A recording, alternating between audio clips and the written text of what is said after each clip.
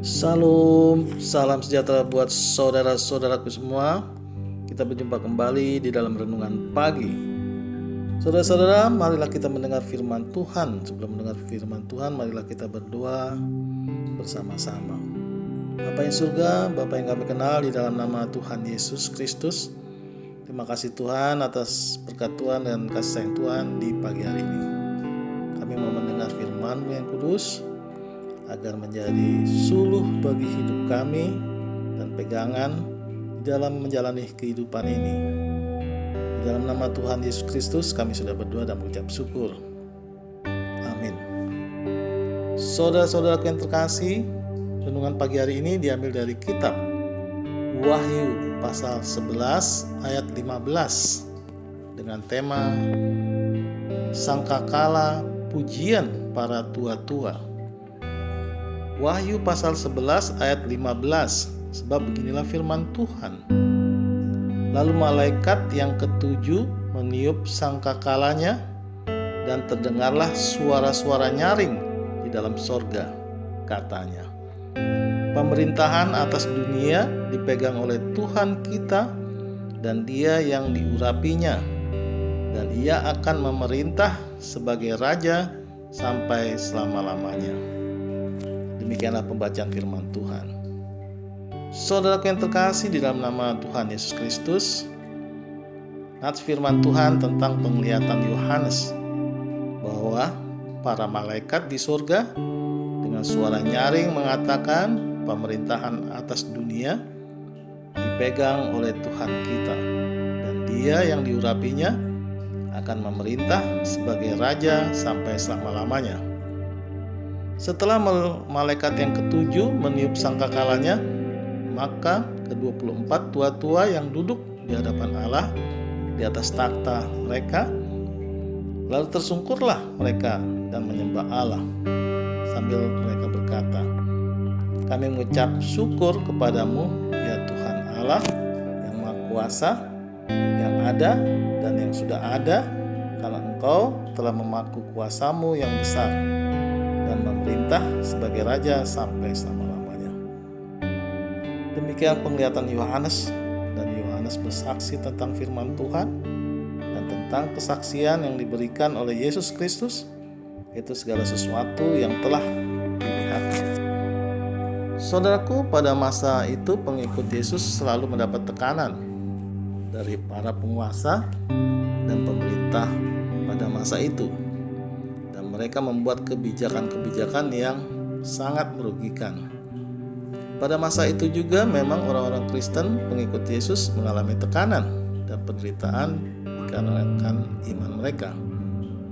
Tetapi dengan adanya pernyataan dengan pemahaman bahwa Yesus adalah penguasa mutlak di alam semesta ini, tentunya memberi pengharapan serta menjadi penghiburan dan kekuatan bagi umat Tuhan mengalami penderitaan.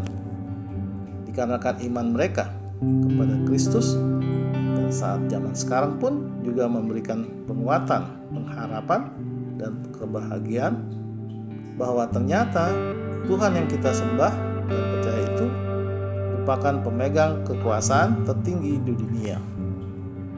Dan Tuhan kita adalah Alfa dan Omega, dan firman Tuhan Allah yang ada dan yang sudah ada, dan yang akan datang yang Maha Kuasa.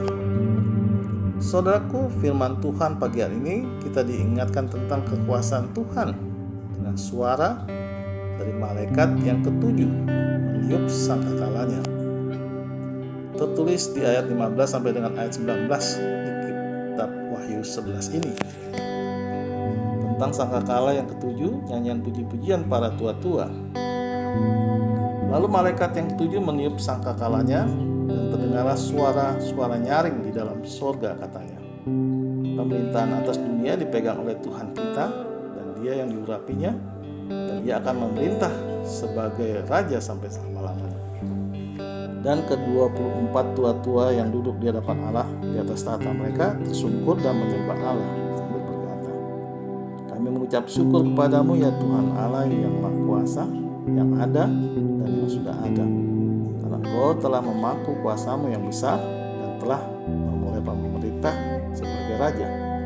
Dan semua bangsa telah marah, tetapi amarah-Mu telah datang dan saat bagi orang-orang mati untuk dihakimi dan untuk memberi upah kepada hamba-Mu, nabi dan orang-orang kudus, dan kepada mereka yang takut akan nama-Mu, kepada orang-orang kecil dan orang-orang besar, untuk membinasakan barang siapa yang membinasakan bumi. Maka terbukalah bait suci Allah yang di surga, dan kelihatanlah tabut perjanjiannya di dalam bait suci itu, dan terjadilah kilat dan deru guru dan gempa bumi dan hujan es lebat. Demikianlah pembacaannya. Saudaraku, di pagi hari ini, mungkin saja saat ini ada yang menderita kecewa, sakit hati, terluka, tertekan karena ekonomi yang drop atau penghasilan yang menurun dan lain-lain. Ingatlah, hanya Yesus Kristus yang menguasai dunia ini dan Ia adalah juru selamat kita. Amin. Tuhan Yesus memberkati. Kita tutup renungan pagi hari ini dengan berdoa. Terima kasih Tuhan atas firman-Mu di pagi hari ini. Kami sudah mendengar firman-Mu ya Tuhan. Terima kasih Tuhan. Terimalah doa dan sembah kami ini di dalam nama Tuhan Yesus Kristus. Amin. Saudara-saudara yang terkasih, kami percaya renungan pagi hari ini menjadi sumber berkat dan sumber kasih untuk kita. Shalom.